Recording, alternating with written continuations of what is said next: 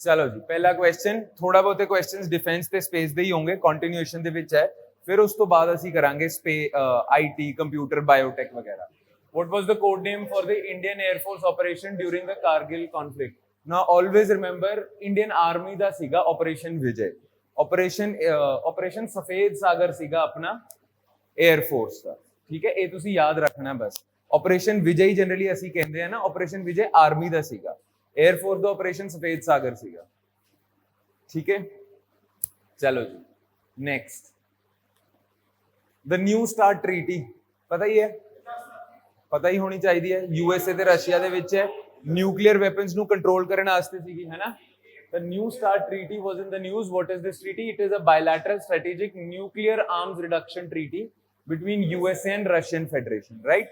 ये तो बिल्कुल सही है, बाकी तो हो ही नहीं सकता, ईस्ट एशिया का कुछ है ही नहीं, ਤੇ यूरोपियन यूनियन ਨਾਲ रशियन फेडरेशन ਦਾ ਆਇਲ ਐਂਡ ਗੈਸ ਦਾ ਹੀ ਚੱਲਦਾ, ਨਿਊਕਲੀਅਰ ਆਰਮਸ ਦਾ ਕੁਝ ਨਹੀਂ ਚੱਲਦਾ, ਤਾਂ ਇਹ ਵੀ ਗਲਤ ਹੈ, ਇਹ ਵੀ ਗਲਤ ਹੈ, ਤੇ ਬ੍ਰਿਕਸ ਕੰਟਰੀਜ਼ ਦਾ ਤਾਂ ਬਿਲਕੁਲ ਨਹੀਂ ਹੋ ਸਕਦਾ। ਨਿਊ ਸਟਾਰਟ ਟ੍ਰੀਟੀ, ਇਹ ਸਾਰੀਆਂ ਟ੍ਰੀਟੀਜ਼ ਜਿਹੜੀ ਸੀਗੀਆਂ ਉਹ ਆਪਣੀ ਰਸ਼ੀਆ ਤੇ यूएसए ਦੀ ਸੀਗੀ, nuclear arms reduction. Next, from which one of the following did India buy Barak? Barak ਹੈਗਾ ਕੀ एयर डिफेंस सिस्टम का पार्ट है, ठीक है, air defence system, surface to air missile हैगी है Barak missile, and it can hit aerial targets up to 30 kilometre, Barak 9 कहते हैं जनरली, ठीक है। इंडिया इजराइल दा है, इजराइल तो परचेज कीता है, ऑलराइट। नेक्स्ट,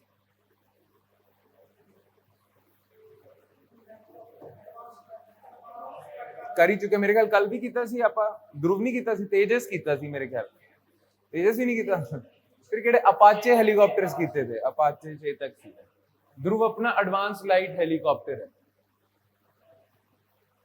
ठीक है। चलो, आउटर स्पेस ट्रीटी,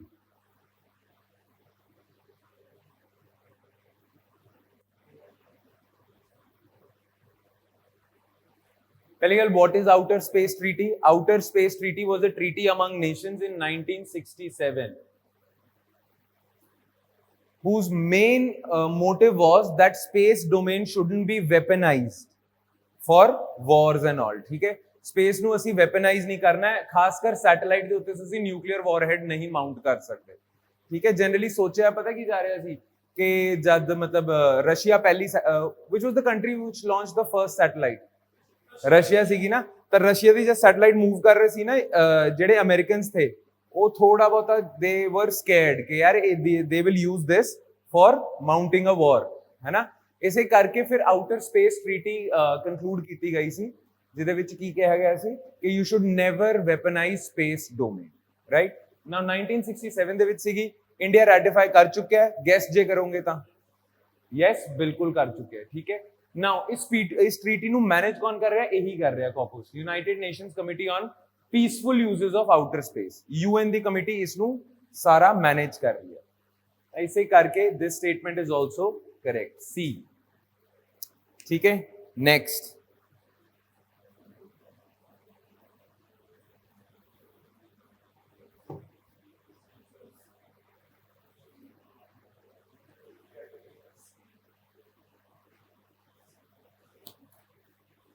अभी देखते हैं किसने बनाई है, पर है क्या ये?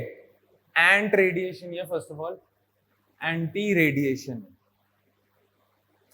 Radiation missile Rudram 1। Now anti radiation missile क्या है?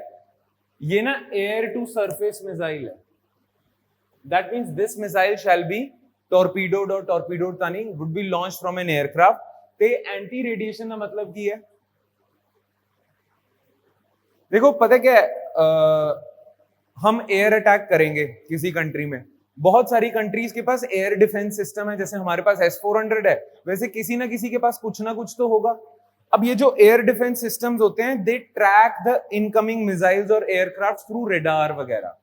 तो रेडार भी एक किस्म की रेडिएशन है, बहुत सारी रेडिएशंस के थ्रू वो चेक कर रहे हैं ये एयर डिफेंस सिस्टम। तो आप रेडिएशन को ट्रैक करते हो, आपकी ये मिसाइल है, ये देखती है कहां से रेडिएशन आ रही है और उसी एरिया को अटैक कर देती है। तो इन अ सेंस इंडियन एयरफोर्स जब भी जाएगी तो enemy airlines, enemy behind the lines, enemy जो एरिया है वहां पे जितने भी एयर डिफेंस सिस्टम है सबको डिस्ट्रॉय कर देगी, फिर खुला आराम से अटैक करेगी। उसके लिए ये मिसाइल बनाई गई थी Rudram 1, anti radiation. Again anti radiation मतलब रेडिएशन से ही चेक कर रहे हैं ना इनकमिंग कौन सा एरियल टारगेट आ रहा है, तो वो जो एयर डिफेंस सिस्टम है उनको डिस्ट्रॉय करते जाओ, आराम से एयर रेड करो जो भी करना है। ठीक है, बनाया था डीआरडीओ। डीआरडीओ चेक ऑल्सो या रुद्रम 1 याद रखना बस।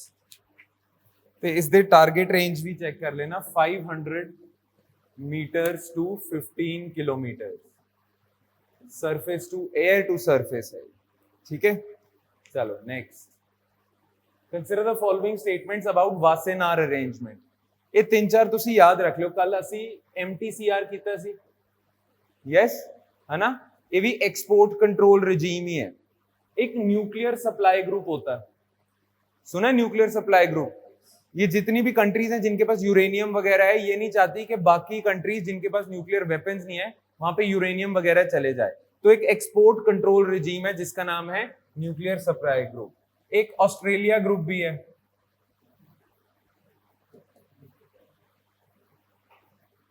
ठीक है। और जो वेपन्स ऑफ मास डिस्ट्रक्शन होते हैं ना, जैसे केमिकल वेपन्स हो गए, बायोलॉजिकल वेपन्स हो गए, उनके लिए है Wassenaar arrangement.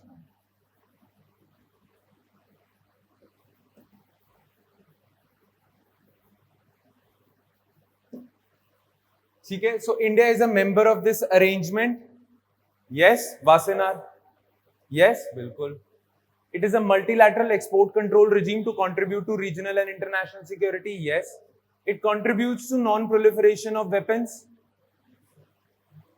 non-proliferation of nuclear weapons। Nuclear weapons भी ਤੁਹਾਡੇ weapons of mass destruction ਦੇ ਵਿੱਚ ਹੀ ਆ ਜਾਂਦੇ हैं। ठीक है, तो इस क्वेश्चन का आंसर क्या होगा? थर्ड स्टेटमेंट सही होगी।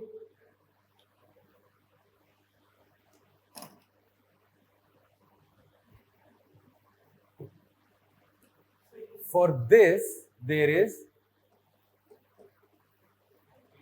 NPT है, ठीक है। वासेनार अरेंजमेंट ਜਿਹੜਾ ਹੈਗਾ ਆਪਣਾ, ਉਹ ਕਿਹਦੇ ਵਾਸਤੇ ਹੈ? Weapons of mass destruction, but ਜਿਹੜੇ ਕੈਮੀਕਲ ਵੈਪਨਸ ਹੁੰਦੇ ਆ, ਸਰੀਨ, ਸਾਈਕਲੋਸਰੀਨ, ਸੁਣਿਆ ਬਸ਼ਰ ਅਲ ਅਸਾਦ ਦਾ ਨਾਮ ਸੁਣਿਆ? ਬਸ਼ਰ ਅਲ ਅਸਾਦ ਸੀਗਾ ਜਿਹਨੇ ਆਪਣੀ ਪੋਪੂਲੇਸ਼ਨ ਦੇ ਉੱਤੇ ਕੈਮੀਕਲ ਵੈਪਨ ਸੁੱਟਤਾ ਸੀ। ਰਿਮੈਂਬਰ ਸੀਰੀਆ ਦੇ ਵਿੱਚ ਕੰਟਰੋਵਰਸੀ ਸੀਗੀ ਨਾ, ਸਰੀਨ ਸਿੱਟਿਆ ਸੀ ਉਹਨੇ, ਸਰੀਨ, ਸਾਈਕਲੋਸਰੀਨ ਵਗੈਰਾ, ਤੇ ਉਸ ਨੂੰ ਕੰਟਰੋਲ ਕਰਨ ਵਾਸਤੇ, ਉਹਦੀ ਪ੍ਰੋਲੀਫਰੇਸ਼ਨ ਕੰਟਰੋਲ ਕਰਨ ਵਾਸਤੇ ਕੈਮੀਕਲ ਤੇ biological weapons of mass destruction ਨੂੰ ਤੁਸੀਂ ਬਣਾਇਆ ਵਾਸੇਨਾਰ ਅਰੇਂਜਮੈਂਟ। खैर ये गलत होगा, 1 and 2 आर करेक्ट।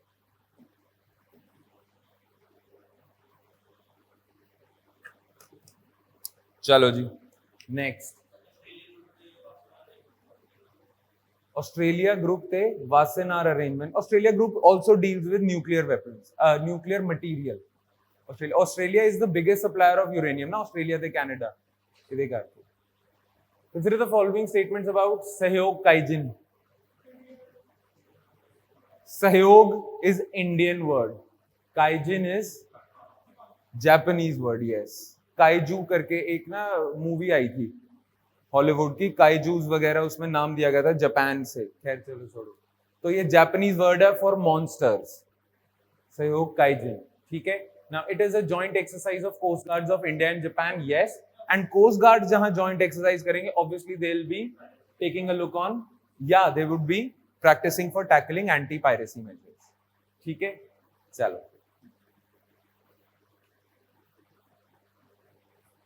अस्त्र तो कर चुके हैं कल, है ना।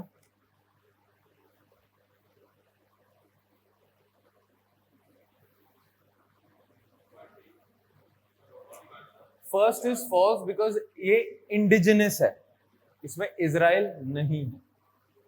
नाग is third generation, not fifth generation, third generation. 5 missile systems जेड़ा integrated guided missile development programme APJ Abdul Kalam ਦਾ ਜਿਹੜਾ ਪ੍ਰੋਗਰਾਮ ਸੀਗਾ, ਉਹਦੇ ਵਿੱਚ ਅਗਨੀ, ਆਕਾਸ਼, ਤ੍ਰਿਸ਼ੂਲ, ਪ੍ਰਿਥਵੀ, ਨਾਗ ਹੀ ਸੀਗੀਆਂ। This is correct. ਤੁਹਾਡੇ ਤੋਂ ਪੁੱਛਿਆ ਨॉट ਕਰੈਕਟ ਪੁੱਛਿਆ ਹੋਇਆ, ਤਾਂ 1 and 2 are not correct. This is India's indigenous, this is third generation anti tank missile नाग।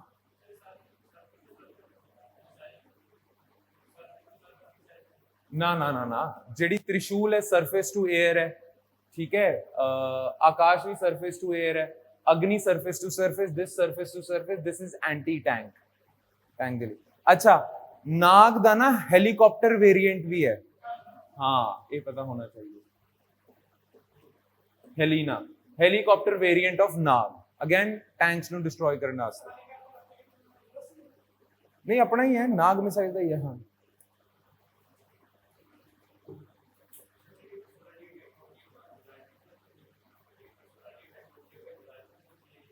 नहीं नहीं नहीं, इंडिजिनसली डेवलप्ड है डीआरडीओ द्वारा।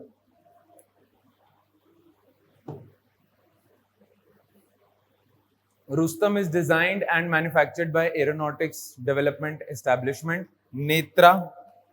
नेत्रा तो कल कर चुके हैं ਅਸੀਂ, है ना, वो ड्रोन सिस्टम सीगा अपना। मुंत्रा is India's first unmanned remotely operated tank।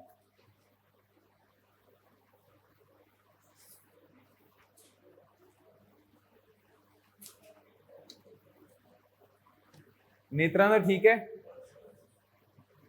To be honest मुंत्रा भी ठीक है। इंडिया दा अपना रिमोटली रोबोटिक टैंक है इंडिया दा अपना, ठीक है, रिमोटली ऑपरेटेड, जिदा ਅਸੀਂ ड्रोन ਨੂੰ ऑपरेट करते हैं वैसे इस टैंक ਨੂੰ ऑपरेट कर सकते हो। मुंत्रा। रुस्तम की है ड्रोन टेक्नोलॉजी है, रुस्तम ड्रोन टेक्नोलॉजी है ते एयरोनॉटिकल डेवलपमेंट एस्टैब्लिशमेंट ने ही बनाई, डीआरडीओ के अंडर ही है एयरोनॉटिकल डेवलपमेंट एस्टैब्लिशमेंट, ठीक है। तो ऐसे करके all three of them are correct, alright.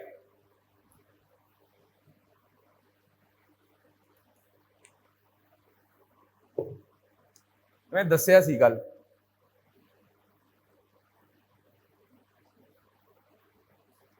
मैं दसिया सी इंडिया के दो एयर डिफेंस सिस्टम है, एक नूं असीं पैड कहते हैं, दूजे नूं एड कहते हैं।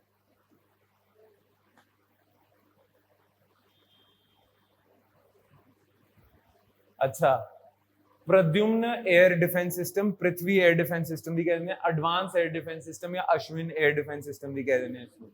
ਜਿਹੜਾ पैड है वो एक्सो एटमोस्फेयर ਦੇ ਵਿੱਚ ਮਿਜ਼ਾਈਲ ਨੂੰ डिस्ट्रॉय कर ਦਿੰਦਾ है। एयर डिफेंस सिस्टम याद है, वही तीर ਦੇ तीर ਦੀ ਗੱਲ ਕਰੀ ਸੀ, है ना, याद है ना महाभारत वाली बात, ठीक है। ਤਾਂ ਜਿਹੜਾ पृथ्वी है वो एक्सो एटमोस्फेयर ਦੇ ਵਿੱਚ ਮਿਜ਼ਾਈਲ ਨੂੰ डिस्ट्रॉय कर देगा, मतलब मिਜ਼ਾਈਲ बैलिस्टिक मिਜ਼ਾਈਲ ਜਿਹੜੀ है इनकमिंग ਉਹ ਅਪਰ ਐਟਮੋਸਫੇਅਰ ਦੇ ਵਿੱਚ ਹੈ, ਉੱਥੇ ਡਿਸਟਰਕਸ਼ਨ ਹੋ ਜੂਗੀ। ਜਿਹੜਾ ਥੱਲੇ ਆ ਗਈ ਮਿਜ਼ਾਈਲ, ਜਿਹੜੀ ਥੱਲੇ ਆ ਗਈ ਉਸ ਨੂੰ ਡਿਸਟਰੋਏ ਕਰਨ ਵਾਸਤੇ ਤੁਹਾਡੇ ਕੋਲ ਹੈ advance air defence system. Again the criteria is 50 kilometers, above 50 kilometers we consider it to be exo atmosphere, below 50 kilometers we consider it to be endo atmospheric destruction। खैर, Prithvi air defence vehicle is an interceptor for exo atmospheric ranges or high altitude targets above 50 kilometer, yes, because this Pradyumna air defense system is mounted on this vehicle, ठीक है। Next, advanced air defense missile has a single stage solid fuel missile, yes। तो ਇਹੋ ਜਿਹੇ question ਨਹੀਂ ਆਣੇ, ਬਸ ਇਹੀ ਪੁੱਛਣਾ ਤੁਹਾਡੇ ਤੋਂ ਕਿ endo atmospheric missile destruction system है कि नहीं है, ठीक है। So the answer to this question would be C, ठीक है। चलिए आगे।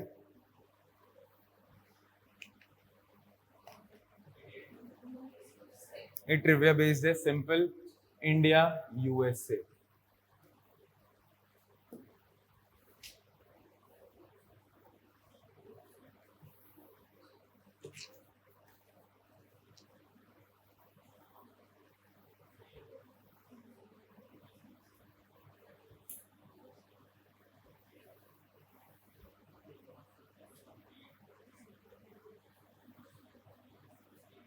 डी नाइदर, वैसे तो statement one is correct, Trishul is surface to air missile, quick reaction surface to air missile ही है, तो दिस इज करेक्ट। हाँ, ये सेकंड स्टेटमेंट सही हो सकती थी अगर यहाँ पे लो फ्लाइंग ऑब्जेक्ट्स होता है, not high flying attacking missile, sea के ऊपर होता है, शिप्स पे होता है ये, और हाई फ्लाइंग एयरबोर्न ऑब्जेक्ट्स होते हैं ना, उन्हें नहीं, low flying airborne objects, for example cruise missile, low flying aircraft, उसको डिस्ट्रॉय कर देगा। So this statement is false. The answer is A. अच्छा, sorry, हाँ, not correct है।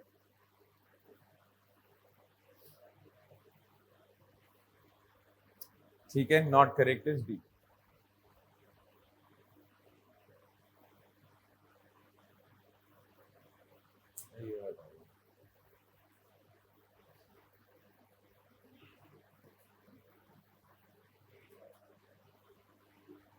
INS किल्तान,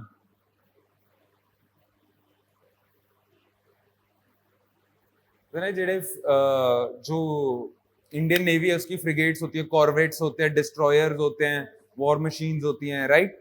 तो this is a stealth corvette, छोटी वाली ships with some missiles mounted on it, ठीक है? Anti submarine warfare stealth corvette, INS Kiltan. Current affairs में था इसीलिए डाल दिया इसमें, तो पता होना चाहिए INS किल्तान क्या है। एक कॉर्वेट है and it is used for destroying submarine, that's it.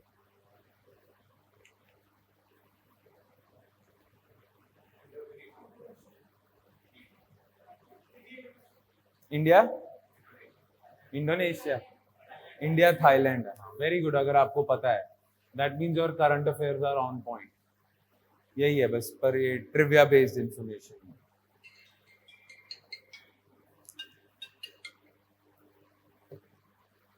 Next,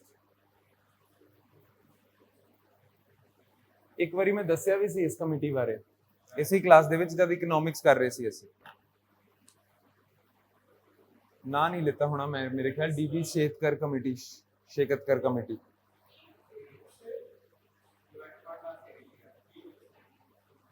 B,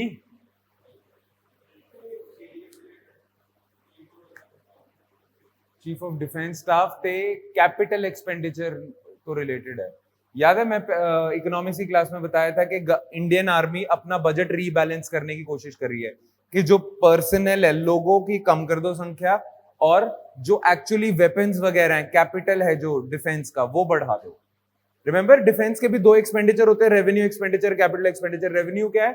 subsidies, लोगों की तनख्वाह वगैरह, और कैपिटल टैंक, सबमरीन्स वगैरह।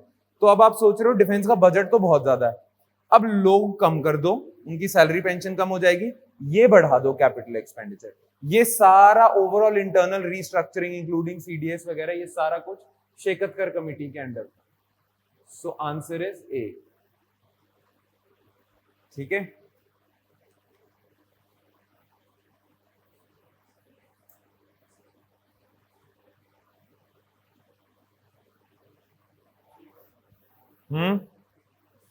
Only one. प्रोजेक्ट 75 के बारे तो पता है ना? अच्छा, प्रोजेक्ट 75 इज ਅਸੀਂ कलवारी क्लास या स्कॉर्पियन क्लास, कलवारी क्लास भी कह देंगे, कलवारी क्लास दी अटैक सबमरीन्स बनानी है। ये ਜਿਹੜੀ सबमरीन्स ਹੋਣਗੀਆਂ ਇਹ ਡੀਜ਼ਲ ਇਲੈਕਟ੍ਰਿਕ ਹੋਣਗੀਆਂ ਜਾਂ nuclear submarine? Diesel electric submarines ਹੈਗੀਆਂ, ठीक है? प्रोजेक्ट 75 देते हैं, तो it is a programme by Indian navy that entails building 6 Scorpion class attack submarines. Scorpion class submarines ही डीजल इलेक्ट्रिक सबमरीन्स है। ਤੇ ਕੱਲ ਅਸੀਂ ਕਰ ਚੁੱਕੇ ਹਾਂ ਡੀਜ਼ਲ ਇਲੈਕਟ੍ਰਿਕ ਤੇ ਨਿਊਕਲੀਅਰ सबमरीन ਦੇ ਵਿੱਚ ਫਰਕ ਹੈ ਨਾ? So this is correct. It is supported by Department of Defense Production and Indian Navy. This is also correct. This is a trivia based information, but this is also correct. This question, the answer would be C. ठीक है, याद रखना, project 75 very famous, very ambitious project of government of India.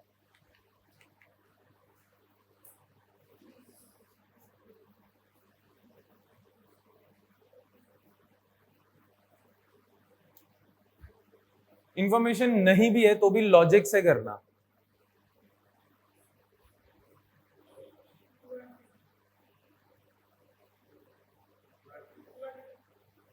To and three, पहली option क्यों गलत है?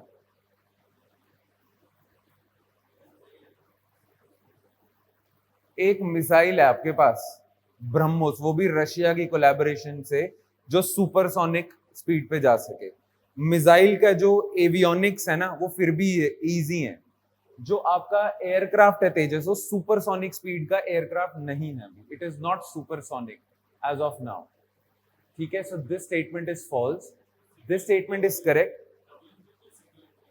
Single engine, single engine, and this statement is obviously correct. Air to air missile, कोई air to air missile याद है? Python, Indian, indigenous, कल करिए। Air to air missile, Akash, Akash, ठीक है? Bombs as well, precision guided munitions. Answer is B, 2 and 3।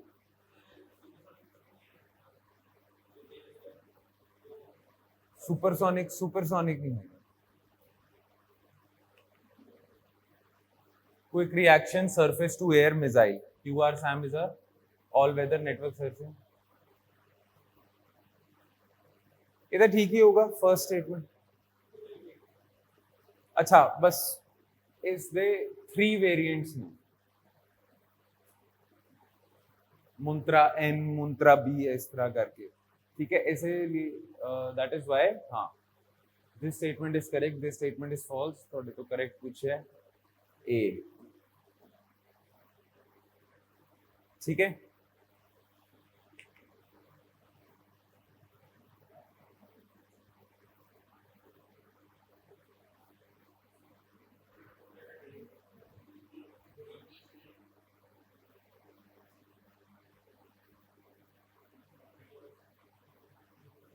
B, A, D, the answer is B,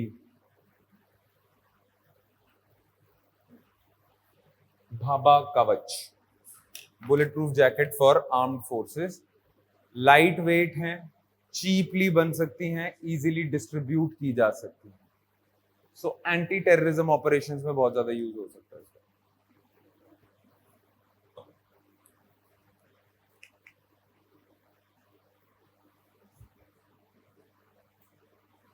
MESAT,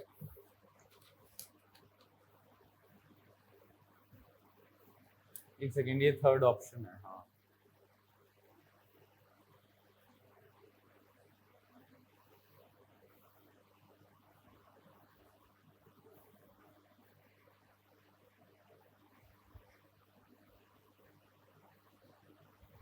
defence satellite है, इसीलिए DRDO के लिए है, बिल्कुल सही स्टेटमेंट है। It is intended for obviously electromagnetic spectrum measurement to find out secure communication lines for defence personnel. Defence personnel को आपको पता है ना, जो जितने भी हमारे आर्मी पर्सनल हैं इनके लिए इंटरनेट भी अलग ही है, और इन ये भी वीडियो कॉल करते हैं अपने जनरल वगैरह के साथ, और इनकी वीडियो कॉल भी अलग नेटवर्क पे होती है। जिस नेटवर्क पे आप वीडियो कॉल करते हो या व्हाट्सएप वगैरह करते हो वो अलग है, इनका सिक्योर नेटवर्क अलग बनाया हुआ है, अलग फोन है, सब कुछ। तो इन्हें कम्युनिकेशन चाहिए, तो उसके लिए स्पेक्ट्रम मैनेजमेंट के लिए इन्हें चाहिए satellite, right. So this is that satellite, this is a technical specification, ISRO's Indian mini satellite बस प्लेटफॉर्म इस पे बेस्ड है, तो ये आप मान के चले ना, ये है। So all 3 are correct.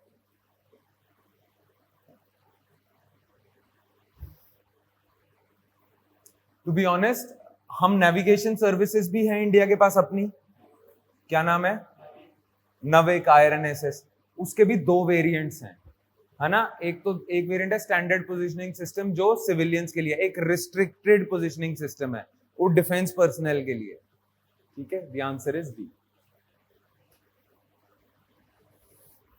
Do you know the difference between cruise missiles and ballistic missiles? Ballistic missiles ये प्रोजेक्टाइल पाथ फॉलो करती हैं, क्रूज मिसाइल्स एयरक्राफ्ट्स की तरह सीधा जाती हैं, वर्टिकल। क्रूज मिसाइल की एक और एडवांटेज है, they are low flying, hence difficult to detect from a radar, low flying है,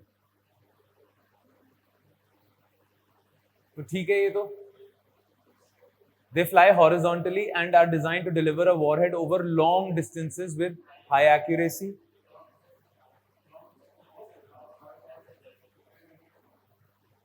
मीडियम रेंज तक कर सकते हैं आप, बिल्कुल लॉन्ग डिस्टेंस नहीं है, बिल्कुल सही बात है, बिल्कुल सही बात है, वो उसके लिए बैलिस्टिक है। They can be launched from air, land, surface, ships और सबमरीन। यस, इस चीज को आप अभी रुक जाओ, नॉट लॉन्ग डिस्टेंसेस, बिल्कुल सही बात है, लॉन्ग डिस्टेंसेस में आप नहीं कह सकते, पर ऑप्शन नहीं दिया हुआ है, सो ऑप्शन वैसे वुड बी 1 and 3।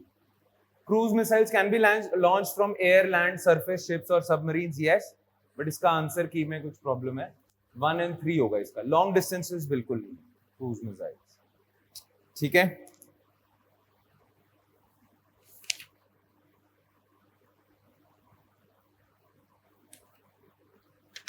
बिल्कुल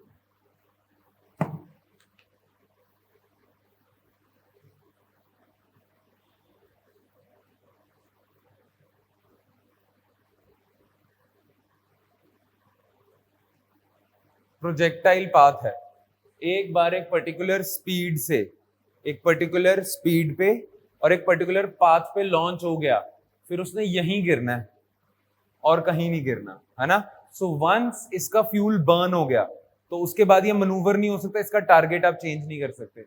सो this is correct. Yes, these missiles can be launched from land and ship-based facilities. Yes, even submarines can launch it. ठीक है, so this is also correct. Is are correct. C. Next.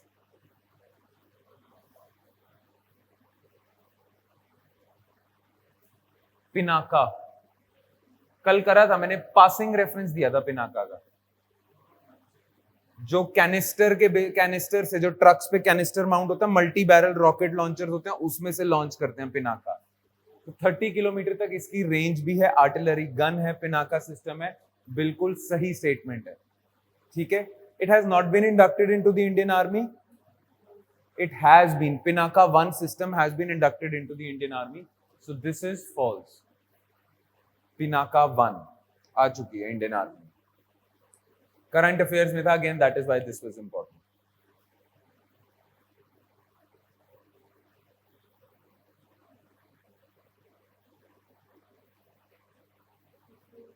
Range से मतलब क्या होता है aircraft का? टैंकी full करा के कितना रेंज है, ठीक है।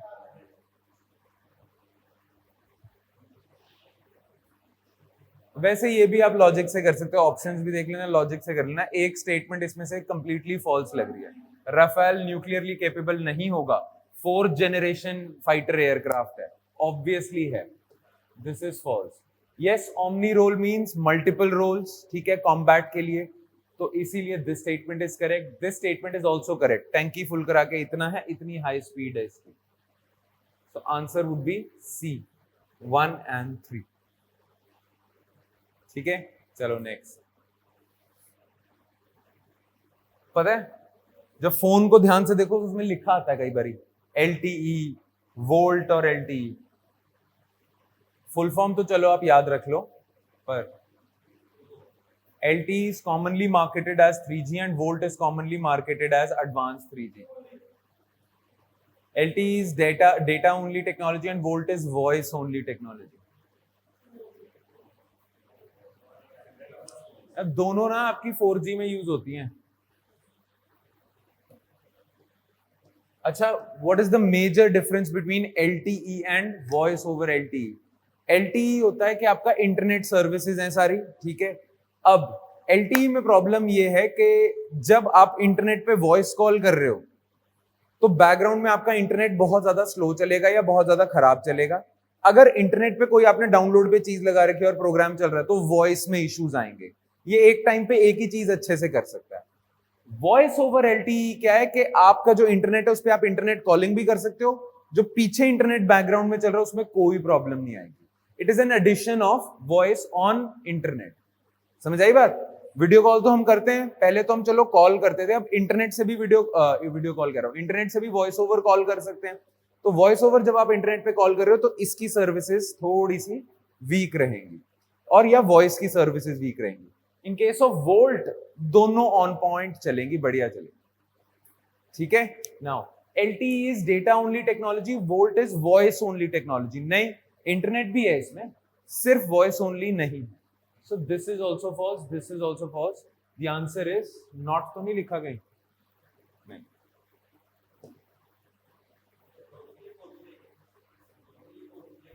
दोनों के लिए 4G में ही है, ये दोनों में ही 4G है, ठीक है। चलें आगे। बिब्लियोमेट्री।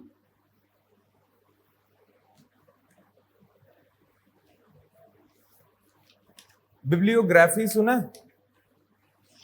कोई भी प्रोजेक्ट वगैरह बनाते हो एंड में बिब्लियोग्राफी नहीं लिखनी होती? क्या होती है बिब्लियोग्राफी? आपने जहां जहां से मटेरियल उठाया वहां वहां के रेफरेंसेस लिखते हो, तो बुक्स वगैरह से रिलेटेड है। बिब्लियोमेट्री क्या होगी? जितनी भी किताबें वगैरह हैं उनके बारे में इंफॉर्मेशन अरेंज करना यूजिंग IT टूल्स।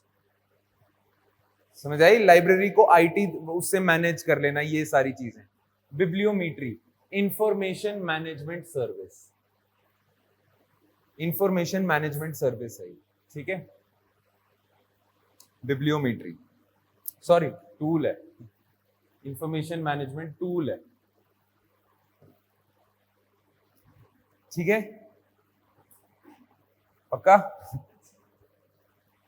चलो, इनका नाम सुना है? WannaCry, Petya, Eternal Blue. Cyber attack है। साइबर अटैक में भी क्या है ये पता है? रैंसमवेयर क्या होते हैं? किसी के साथ हुआ, मेरे साथ हुआ भी हुआ है, रैंसमवेयर ही हुआ है।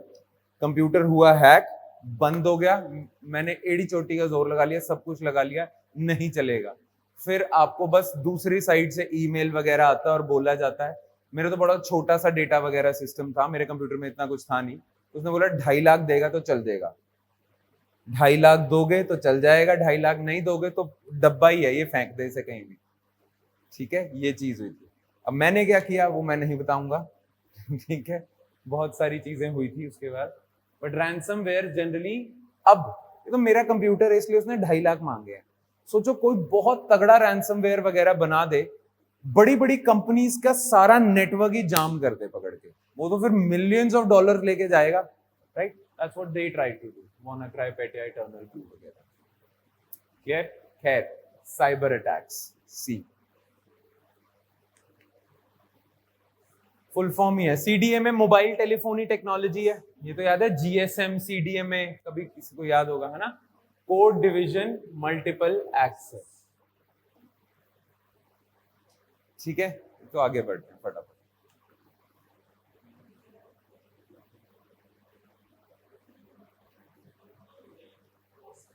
पता है ना डिजिटल डिजी लॉकर क्या है, सारा पासपोर्ट वगैरह सारा वहां डाल दो, तो ये भी सही है, ये भी सही है, डिजिटल इंडिया प्रोग्राम के तहत है। सो सी गुड, कल करा था। बी होएगा wireless communication technology, internet basically, right? कौन देख रहा है प्रोजेक्ट लून को? गूगल।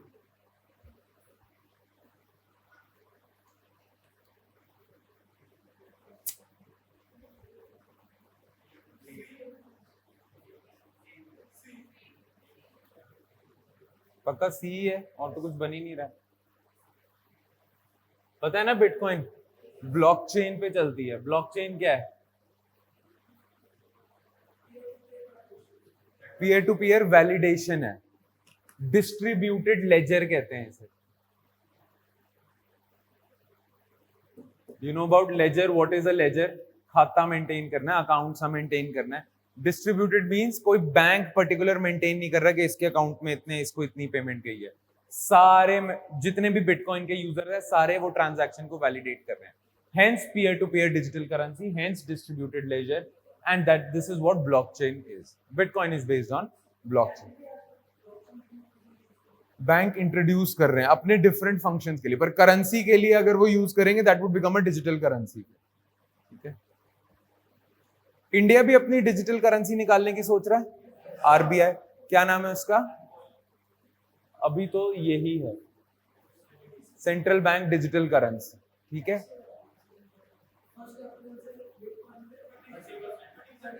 वो तो टैक्स लगा दिया। एक तो जितने भी प्राइवेट क्रिप्टो करेंसीज हैं उनके तो ट्रांजैक्शंस इंडिया रोकना चाहता है, ये आपका लीगल टेंडर हो जाएगा ना। लीगल टेंडर मतलब गवर्नमेंट ऑफ इंडिया का, आरबीआई का अपना। तो आरबीआई अपना उतार रही है, सीबीडीसी बात करी है, इस बजट में भी अनाउंसमेंट करी थी। जो प्राइवेट क्रिप्टो करेंसीज है उन पे 30% की ट्रांजैक्शंस है। And you should know this, मैंने शायद पहले भी बताया हुआ इकोनॉमिक्स क्लास में, government doesn't use the term crypto currency, government uses the term crypto assets, क्योंकि आप उसे ट्रांजैक्शन के लिए यूज ही नहीं कर रहे हो। आगे चलूं सीधा या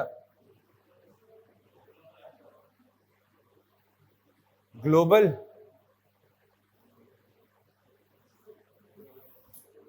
अच्छा, आगे ना चलूं मतलब?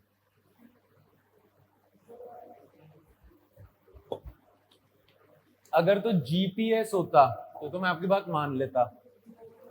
Geographic information system, GIS tagging वगैरह जो बात करते हैं। अच्छा मतलब इतना ही सिंपल क्वेश्चन ही है, इट कैन इंड्यूस मिस्टेक्स। हाँ, सबसे पहले दिमाग में ग्लोबल ही आया था।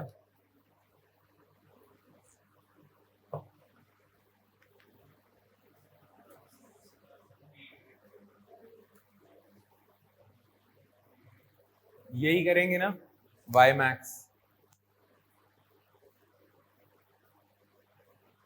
वाई मैक्स का फुल फॉर्म पता है किसी को? वायरलेस माइक्रोवेव एक्सेस, कुछ ऐसे। मैं भी देख लेता हूँ, एक सेकेंड। फुल फॉर्म भी लिख लो, पता होना चाहिए। वायरलेस माइक्रोवेव कुछ है, वर्ल्ड वाइड। हाँ, इंटरऑपरेबिलिटी फॉर माइक्रोवेव, लिख लेना।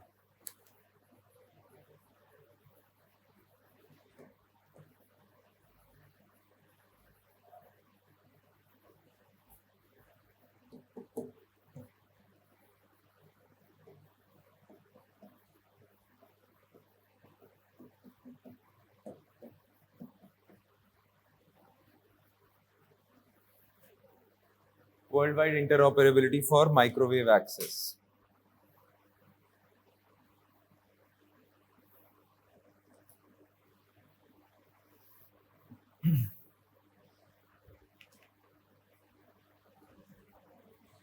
पता है ना, सुपर कंप्यूटर्स के बारे में तो पता है, परम नाम से ही सारे होते हैं। परम शिवाय सुपर कंप्यूटर है। इंडिया ने नेशनल सुपर कंप्यूटिंग मिशन चलाया था, जिसमें से 6 सुपर कंप्यूटर बिल्ड करने थे। परम शिवा किसने बिल्ड करा है? ट्रिविया बेस्ड इंफॉर्मेशन है। आई एम गेसिंग नहीं पता होता, इसमें लॉजिक भी नहीं लगा सकते, तो वैसे ध्यान रखना बस। ITBH।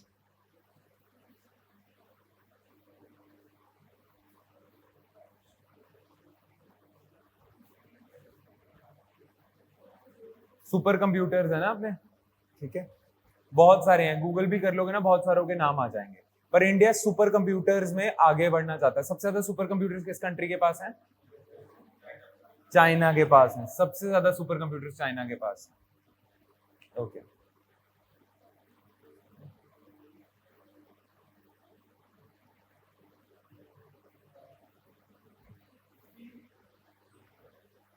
B, rover sent by China on Mars. China ने रोवर भी नहीं भेजा है, रोवर वाले तो नहीं हुए अभी।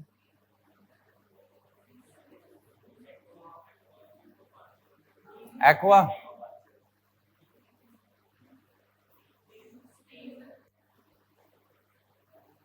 ध्यान से सुन लेना। अकीला ना एक अनमैन्ड ड्रोन है, सोलर पावर्ड है, फेसबुक ने उतारा है। और फेसबुक ने किस लिए उतारा है? रिमोट लोकेशंस में भेजा जाएगा, and this drone would actually provide internet access to remote locations. जैसे प्रोजेक्ट लून है आपका गूगल का, रिमोट लोकेशंस तक इंटरनेट पहुंचाने के लिए हॉट एयर बैलून्स है, वैसे ही ये अनमैन्ड एरियल व्हीकल्स होंगे, सोलर पावर्ड होंगे। Their main function would be to provide internet access to remote locations. ठीक है, फेसबुक का प्रोजेक्ट है, ये याद रखना, अकीला। क्लियर? ठीक है,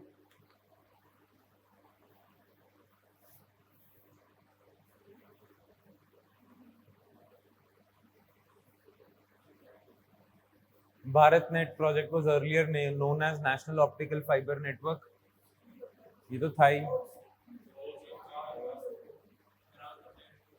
These are correct.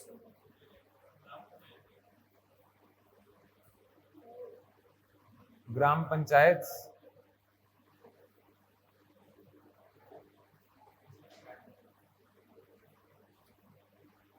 इनफैक्ट चलो पहली स्टेटमेंट तो ठीक है, it is being implemented by Ministry of Information and Broadcasting. नहीं, actually Department of Telecommunication handles it, which is under Ministry of Communication. Separate ministry है, मिनिस्ट्री ऑफ कम्युनिकेशन। ठीक है, Ministry of Communication के under है। So this statement is actually false. Bharat net project aims to provide high speed internet connectivity to rural households. कोई subsidise rates वगैरह कुछ दिया हुआ था? सिर्फ कनेक्टिविटी देनी है, कोई कनेक्शन थोड़ी देना है। ऑप्टिकल फाइबर की तारें बिछ जाएंगी, उसके बाद कोई भी इंटरनेट सर्विस प्रोवाइडर दे दे, है ना? तो सब्सिडाइज रेट पे भारत सरकार नहीं प्रोवाइड करेगी। तो यस, 2.5 लाख ग्राम पंचायत थी, आई गेस, है ना? This is the case. The answer is A, not subsidise rates, बस नेटवर्क बिछा दिया, इंफ्रास्ट्रक्चर दे दिया, उसके बाद कोई भी इंटरनेट प्रोवाइड करे इन 2.5 लाख क्या नाम है ग्राम पंचायत को। ठीक है, ये बस याद रखना, it is under Ministry of communication, department of telecom, DOT।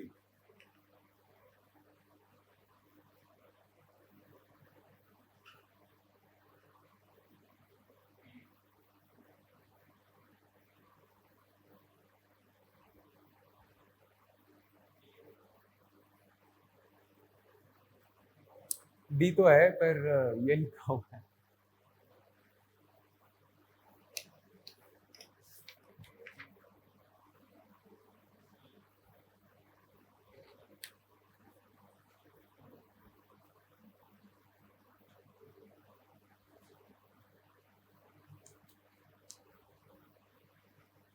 पहले तो पढ़ लिया होगा तो कर दिया होगा डी, पर ये ड्रोन्स के लिए परमिशन लेने के लिए प्लेटफॉर्म है, कंप्लेंट रजिस्ट्रेशन फॉर एयरलाइंस तो नहीं है।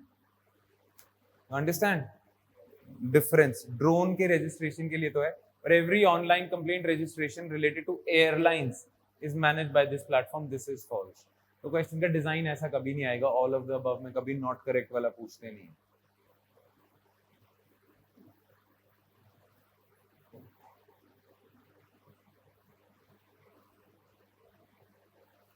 लॉजिकली कौन सी होनी चाहिए?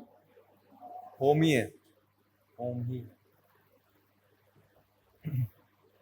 ठीक है, बाकी डिजिटल पुलिस पोर्टल है क्या?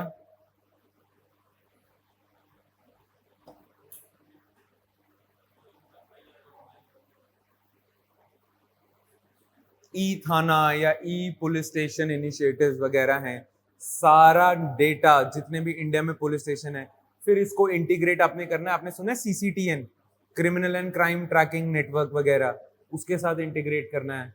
तो ई गवर्नेंस को लेके ये भी एक पहल की गई है under Ministry of home affairs. ठीक है,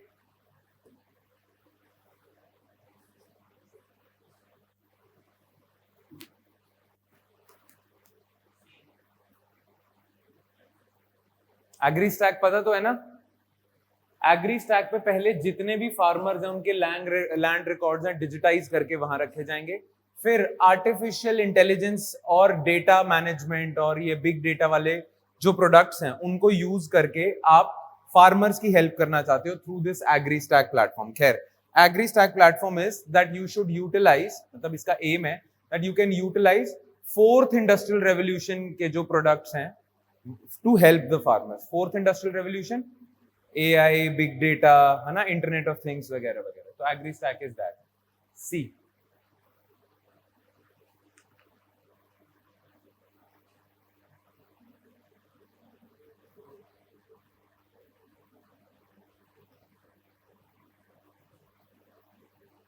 हिंट दे देता हूं,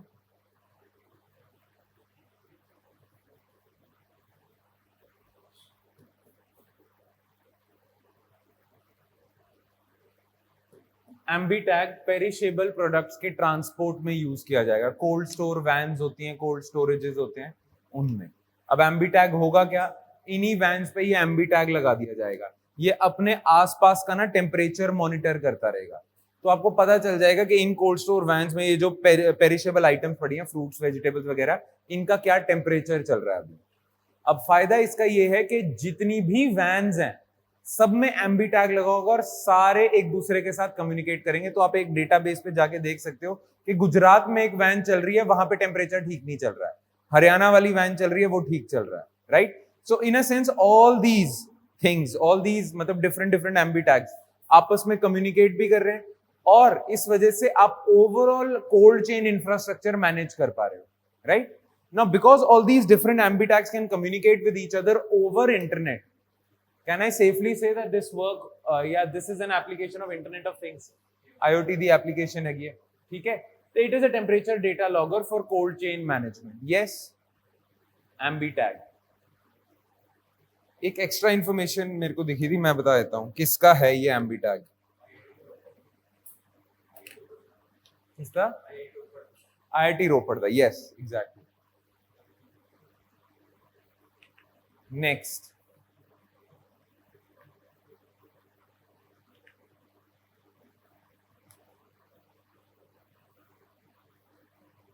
best possible definition देखना। वैसे तो A is not the best possible definition, yet it is. Quantum computing. Quantum computing means quantum physics plus basic computing add कर देते हो, क्वांटम कंप्यूटिंग होता है। क्वांटम कंप्यूटिंग के कुछ और बेसिक फीचर्स पता होने चाहिए, जैसे यू नो कि कंप्यूटर जो होता है वो कम्युनिकेट करता है बाइनरीज में, है ना, 0 1 में कम्युनिकेट करता है।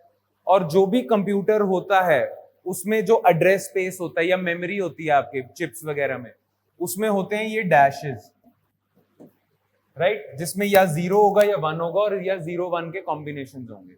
Now this is known as bit, right. और 1 2 3 4 5 6 7 8 बिट देता है आपको एक बाइट. एंड देन फिर आप ऐड करते जाते हो, 1000 byte would give you megabyte, 1000 megabyte would give you gigabyte, उसका 1000 कर दोगे तो आगे टेराबाइट आ चुकी है, राइट. तो कंप्यूटर 0 1 के कॉम्बिनेशन में चलता है, पर 1 byte is equal to bit. Quantum computing में क्या है, क्वांटम मैकेनिक्स आप यूज कर रहे हो. क्वांटम मैकेनिक्स में क्या होता है, बहुत ही स्मॉल स्केल पे जाके फिजिक्स के लॉज अलग ही हो जाते हैं. मतलब एक इलेक्ट्रॉन, हम कहते हैं ना इलेक्ट्रॉन जनरली नील बोहर का मॉडल लेके चले एटम का, तो electron revolves around the nucleus, जैसे कि प्लैनेट्स रिवॉल्व अराउंड द सन. कहते हैं बाद में डिस्कवरी हुई थी, ये तो कुछ था ही नहीं है, ऐसा बिल्कुल प्लैनेटरी मॉडल तो था ही नहीं. अच्छा, इसमें भी न्यूक्लियस सेंटर में इलेक्ट्रॉन ऐसे घूम रहा है, एक टाइम पे इलेक्ट्रॉन यहां होगा, फिर थोड़ी देर बाद इधर आ जाएगा, थोड़ी देर बाद इधर आ जाएगा, थोड़ी देर बाद इधर आ जाएगा. यही हम सोचते हैं. क्वांटम मैकेनिक्स में हमें पता चलता है कि एक इलेक्ट्रॉन जो है, जो घूम रहा है, वो एक सिंगल पॉइंट पे यहां भी है, यहां भी है, यहां भी है, यहां भी है, हर जगह है. जैसे कि मैं सारी सीटों पे बैठा हुआ हूं और यहां पढ़ा भी रहा हूं, ऐसा पॉसिबल है? मैं यहां भी हूं, मैं वहां भी हूं, मैं यहां भी हूं, घर पे भी हूं, मैं हर जगह हूं, अहम ब्रह्मास्मि. ठीक है, क्वांटम स्केल पे जाके दिस इज पॉसिबल. इलेक्ट्रॉन की पोजीशन आप डिटरमिन नहीं कर सकते. सुना है कुछ ऐसे हाइजेनबर्ग्स अनसर्टेनिटी प्रिंसिपल? मोमेंटम और पोजीशन एक साथ डिटरमिन नहीं कर सकते. मोमेंटम डिटरमिन कर लिया तो वो एक टाइम पे हर जगह हो सकता है. अब आप सोच रहे हो कि ऐसा कैसे हो सकता है, बट क्वांटम स्केल पे ऐसा हो सकता है ना. इस प्रिंसिपल को हम कहते हैं सुपरपोजिशन. ठीक है, क्वांटम मैकेनिक्स में उसको कहते हैं सुपरपोजिशन, कि एक इलेक्ट्रॉन की एक ही टाइम पे मल्टीपल स्टेट्स हो सकती हैं. आगे जाके ना हम ये भी कैलकुलेट करते हैं, इलेक्ट्रॉन एक तो घूम रहा है न्यूक्लियस के अराउंड, इलेक्ट्रॉन की स्पिन भी है. ठीक है, तो क्लॉकवाइज स्पिन है, एंटी क्लॉकवाइज स्पिन है, या इसी टाइम पे दोनों है, इलेक्ट्रॉन ऐसे भी घूम रहा है, ऐसे भी घूम रहा है. दोनों स्टेट्स पॉसिबल हो सकती हैं एक ही टाइम पे. That's what happens quantum scale पे. अब बड़ा अजीब लग रहा होगा, पर है, ऐसा ही है. इसे सुपरपोजिशन कहते हैं ना. सुपरपोजिशन को अगर आप कंप्यूटिंग में ले आओ, तो ये जो डैश है, नॉर्मल कंप्यूटिंग में कभी यहां 0 आ सकता है, कभी 1 आएगा, पर अगर सुपरपोजिशन इसमें ऐड कर दी तो यहां 0 भी हो सकता है, यहां 1 भी हो सकता है, यहां दोनों एक साथ भी हो सकते हैं. जैसे मैंने बताया इलेक्ट्रॉन की स्पिन हो सकती है, सुपरपोजिशन की वजह से यहां दोनों एक साथ भी हो सकती है, और 0 और 1 के बीच में बहुत सारे कॉम्बिनेशंस है, वो भी हो सकते हैं ना. अगर ऐसा हो गया तो कैन आई से कि एक बिट में मैं बहुत ज्यादा इंफॉर्मेशन स्टोर कर सकता हूं. अभी के लिए एक कंप्यूटर की बिट में या तो मैं 0 स्टोर कर सकता हूं या 1 स्टोर कर सकता हूं. सोचो एक बिट में मैं कितनी सारी इंफॉर्मेशन स्टोर कर सकता हूं. 0 1 एक साथ, 0 और 1 के बीच में. सिमिलरली एक बाइट में मैं कितनी ज्यादा इंफॉर्मेशन स्टोर कर पाऊंगा. बहुत सारे कॉम्बिनेशन पॉसिबल है. ठीक है, जनरली 8 अगर आपके बिट हैं, एक बाइट है, तो उसमें कितने कॉम्बिनेशन पॉसिबल हो सकते थे? परम्यूटेशन कॉम्बिनेशन किया हुआ है, 2 टू द पावर 8 थे. अगर मैं क्वांटम कंप्यूटिंग का सुपरपोजिशन ले लूं तो इससे तो कई गुना ज्यादा हो जाएगा, क्योंकि यहां 2 मैंने इसलिए लिखा है कि 0 भी आ सकता है, 1 भी आ सकता है. पर सोचो 0 भी आ सकता है, 1 भी आ सकता है, 0 1 इकट्ठे भी आ सकता है, इनके बीच की कोई भी वैल्यू भी आ सकती है. तो जब क्वांटम कंप्यूटिंग आ जाएगा, अभी रिसर्च ही चल रही है, आने वाला है, तो थोड़ा सा छोटा सा कंप्यूटर, वही सेम चिप, बहुत ज्यादा कंप्यूटेशनल पावर लेके आएगी. और बहुत ज्यादा कंप्यूटेशनल पावर कहां यूज होगी? बहुत सारी चीजों में यूज होगी. कहते हैं इंक्रिप्शन डिक्रिप्शन टेक्निक्स में यूज हो जाएगी. इंक्रिप्शन भी, अभी हम जो मैसेजेस एनक्रिप्टेड जाते हैं एक व्हाट्सएप से दूसरे व्हाट्सएप, वो इंक्रिप्शन का कोड कोई ब्रेक कर सकता है अगर उसके पास स्ट्रॉन्ग कंप्यूटर प्रोग्राम है. और अगर किसी के पास स्ट्रॉन्ग कंप्यूटर प्रोग्राम है तो वो बहुत अच्छा एनक्रिप्ट कर सकता है. अगेन ये ठीक है. अच्छा, सुपरपोजिशन एक प्रिंसिपल है क्वांटम मैकेनिक्स का. दूसरा, बस नाम याद रख लेना अगर मेरी कही हुई बात समझ नहीं आ रही, क्योंकि बड़ी वियर्ड चीज है क्वांटम मैकेनिक्स. तो याद रखना, क्वांटम मैकेनिक्स या quantum physics is based on 2 major principles, superposition and entanglement.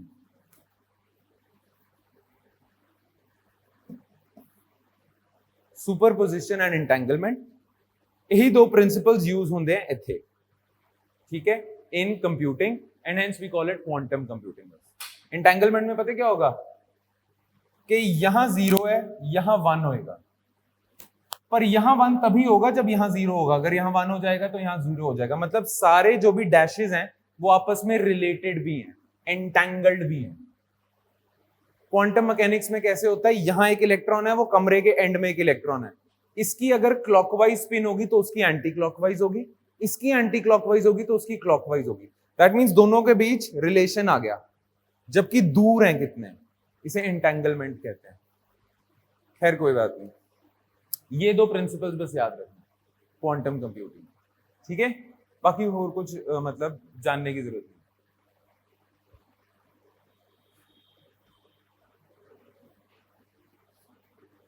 Computer के आप परफॉर्मेंस चेक करते हो तो पूछते हो ना तेरे लैपटॉप की कितनी रैम है, कितनी मेमोरी है, ये सब। सुपर कंप्यूटर की परफॉर्मेंस आप चेक करते हो फ्लॉप से, फ्लोटिंग पॉइंट ऑपरेशंस पर सेकंड, ठीक है। सो आंसर इसका तो सुपर कंप्यूटर, ठीक है। चलो, वाइड एरिया नेटवर्क होगा नहीं, वर्चुअल प्राइवेट नेटवर्क तो होगा नहीं, वो तो एग्जिस्टिंग नेटवर्क के ऊपर आप बनाते हो, प्रॉक्सी सर्वर जिन्हें आप कह देते हो कई बारी, नहीं। लैन तो बिल्कुल नहीं होगा, पर्सनल एरिया नेटवर्क, ठीक है जी।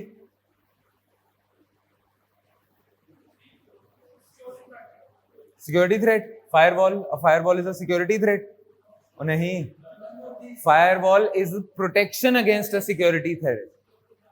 इससे बचना है, इससे बचना है, इससे बचना है तो फायरवॉल है, ठीक है ना। होती है ना फायरवॉल, आपके हर सिस्टम में होती है, ठीक है।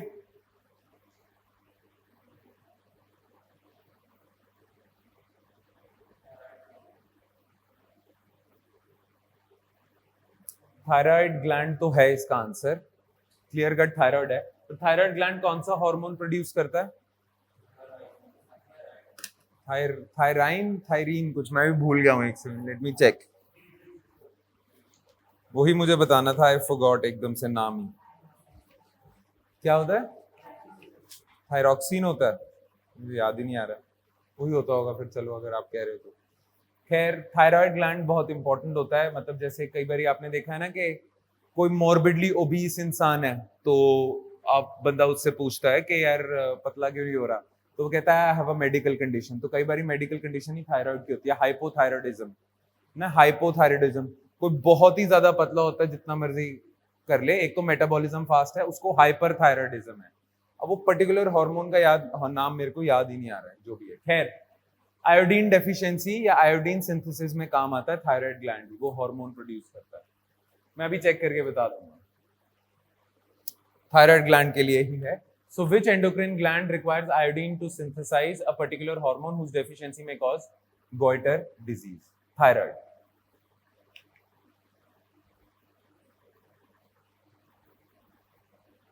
लॉजिकल सा क्वेश्चन है। स्टोर एनर्जी, एनर्जी स्टोर की जा सकती है, न्यूक्लियर एनर्जी स्टोर की जा सकती है, यूरेनियम में है। पोटेंशियल एनर्जी तो है ही स्टोर्ड एनर्जी, डैम में यूज ही पोटेंशियल एनर्जी होती है, पानी को ऊपर ले आते हो, पोटेंशियल एनर्जी बढ़ जाती है, फिर वो काइनेटिक एनर्जी में कन्वर्ट होती है, टरबाइन चलती है, यही था ना प्रिंसिपल। केमिकल एनर्जी भी स्टोर्ड होती है बैटरीज वगैरह में। Electrical energy stored form of energy तो है ही नहीं। इलेक्ट्रिकल एनर्जी को आप स्टोर कर लेते हो, स्टोर कर सकते हो बैटरीज वगैरह में, स्टोर कर लेते हो, फिर इलेक्ट्रिकल एनर्जी में कन्वर्ट करते हो। जैसे काइनेटिक एनर्जी है, वो स्टोर्ड फॉर्म ऑफ एनर्जी नहीं है। काइनेटिक एनर्जी तो पता है ना, when an object is moving, kinetic energy है, तो वो स्टोर्ड फॉर्म ऑफ एनर्जी नहीं है। इलेक्ट्रिकल एनर्जी भी स्टोर नहीं की जा सकती।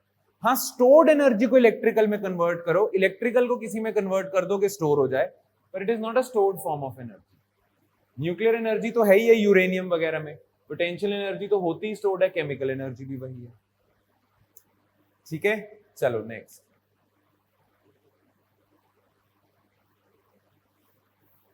पता है ना, लिक्विफाइड पेट्रोलियम गैस में प्रोपेन ब्यूटेन होता है, ये पता है। थोड़ा सा सल्फर ऐड किया जाता है, क्यों? बिल्कुल सही, बिल्कुल सही। वैसे ही ये कलरलेस ओडरलेस गैसेस होती हैं, नहीं स्मेल आएगी, सिलेंडर लीक कर रहा है आपका, पर आपको खासकर स्मेल आती है जब सिलेंडर लीक करता है, ताकि आपको पता चल जाए। क्यों? क्योंकि उसमें सल्फर कंटेनिंग कंपाउंड्स ऐड किए जाते हैं, पंजेंट सी स्मेल होती है उनकी। तो सिलेंडर लीक कर रहा है, ऐसे स्मेल आ रही है, गैस खुली छूट गई, स्मेल आ रही है, ठीक है। Cylinder leakage, LPG, cooking gas वगैरह, इन सब में सल्फर इसीलिए ऐड किया जाता है, it facilitates easy detection of leakage of gas. ठीक है, चलो नेक्स्ट। हैवी वाटर क्या होता है? D2O। D2O क्या है? ड्यूट्रियम। ड्यूट्रियम को ही कहते हैं, ड्यूट्रियम को कहते हैं। T2O भी होगा, T2O। ट्रिटियम होगा, H2O तो होता ही है। ये D और T, deuterium and tritium, hydrogen के आइसोटोप्स ही हैं। आइसोटोप्स क्या होते हैं? Same atomic number, different mass number. तो ये इनका एटॉमिक नंबर तो सेम है, पर ये ज्यादा हैवी है हाइड्रोजन से। हेंस ये वाला जो मॉलिक्यूल है वो वाटर मॉलिक्यूल से हैवी होगा, hence this is known as heavy water, right. Now heavy water generally nuclear reactors में क्यों यूज होता है? पता है ना, हम कंट्रोल्ड फिशन रिएक्शन करते हैं। एक न्यूक्लियर, जो एक यूरेनियम का मॉलिक्यूल है, जब वो फिशन होती है उसकी, तो 3 न्यूट्रॉन निकलते हैं हाई स्पीड। वो 3 न्यूट्रॉन आगे जाके 3 यूरेनियम एटम्स को और ज्यादा कंबस्ट कर देते हैं, वो आगे 3 निकालता है। तो 1 से 3, 3 से 9, वही एमवे की स्कीम ही होगी।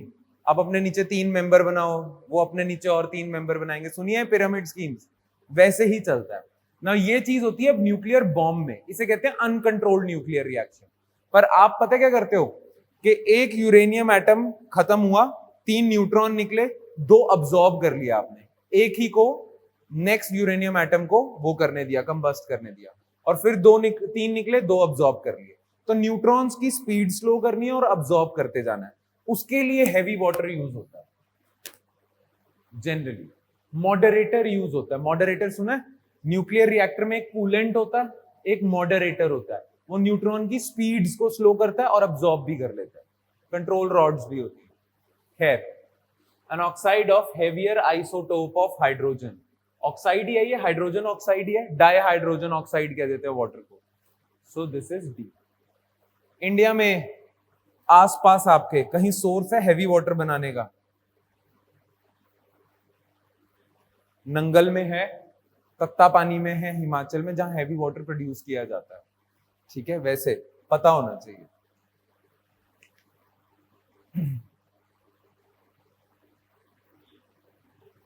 विंड एनर्जी, ठीक है जी, चलो।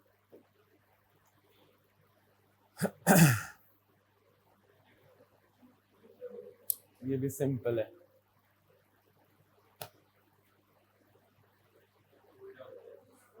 कूल डाउन नहीं, कूलेंट नहीं है, slow down the speeds of neutron. Yes,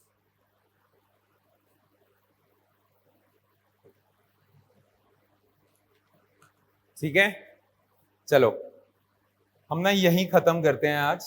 आपका अब परसों पेपर है, तो आपको जल्दी फ्री कर देते हैं। बाकी कुछ 3-4 और क्वेश्चंस हैं, 10 एक और क्वेश्चंस हैं, वो आपको पीडीएफ मिल जाएगी। कल की मिल गई थी टेलीग्राम पे पीडीएफ, एक्स्ट्रा थे ना उसमें भी क्वेश्चंस। हाँ, वो सारे रिवाइज कर लेना, आज के क्वेश्चंस रिवाइज कर लेना। अब रेस्ट करो, अपने सेंटर तक पहुंचो। कहाँ सेंटर है? नेड़े तेड़े है सेंटर किसी का, या दूर दूर है? थे ही है, बस ठीक है, फिर रेस्ट करो। ज्यादा कुछ नहीं है, काफी कुछ हो चुका है, बस अब अच्छे से पेपर देके आना है। ऑल द वेरी बेस्ट, ठीक है। 1 महीना मेहनत की है सबने, 6-6 घंटे क्लासें लगाई हैं, तो इसीलिए आई एम होपिंग कि ऑल ऑफ यू सक्सीड। बस थोड़ी 2-4 बातें ध्यान में रखना। वो मेरे ख्याल उस दिन जब भरत सर आए थे, उन्होंने बताया था ना कैसे अटेम्प्ट करना है, राइट। वो चीजें ध्यान में रखना, और कोशिश करना अपना अटेम्प्ट ज्यादा रखना, थोड़ा ज्यादा रखना। कट ऑफ ऊपर जाने के चांसेस हैं। आपने यहां बैठे बैठे देखा होगा कि सिर्फ आप ही को सारे सवाल नहीं आते, आसपास लोगों को भी आते होते हैं। वैसे ही हम तो सिर्फ इस रूम की बात कर रहे हैं, पूरे पंजाब ने पेपर देना है ये, तो वहां भी कई दिग्गज बैठे होंगे, कोई धुरंधर बैठे होंगे, ठीक है। तो इसलिए अटेम्प्ट ज्यादा करने की कोशिश करना कि अटेम्प्ट ज्यादा हो। हाँ, बिल्कुल ही ब्लाइंडर तुक्के भी नहीं करने, ब्लाइंडर तुक्के तो काम खराब कर देंगे, पर थोड़ा ट्राई करना कि ज्यादा करें। और बाकी चलो अब आप इतने MCQs कर चुके हो, सो या मैं तो कुछ नहीं कह सकता अब। All the best everyone, we really had a nice time. खत्म करते हैं आज क्लास हम। Thank you so much for bearing. काफी लोग तो जा चुके हैं क्योंकि उनके सेंटर दूर दूर हैं, आप अभी तक रुके, so thank you so much. Okay, all the very best guys.